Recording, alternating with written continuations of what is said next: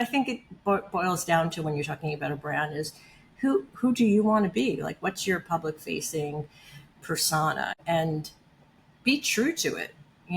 I think that's the best thing that you can do, is have an authentic voice and be true to who it is that you are, which doesn't mean that you don't modify that as it goes along. I think that if I'm working with a company and I'm working on their brand messaging, you have to kind of keep that. It's a living, breathing project. So it has to have enough direction and vision behind it, but it also has to be adaptable to like how the narrative is changing, how the business is changing, and be mindful of all that kind of stuff. So I wouldn't get too caught up. I think your personal brand is just who are you? Who's your story?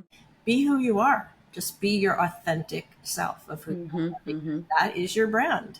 Don't try to be what someone else is. Just be who you are, and your version of that. That is what is going to set you apart.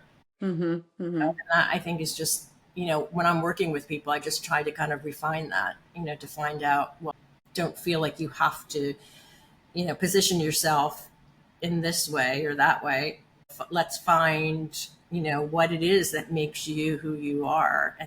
And in my instant, I'm kind of an oddball in this industry. People who are just deeply in this travel industry. The fact that, I bring all this other stuff into the mix of it makes it interesting, creates an opening for me that is a little bit different. Doesn't mean that other people, there are people that do what I do that are brilliant and they really understand, very complex issues, in travel and climate and,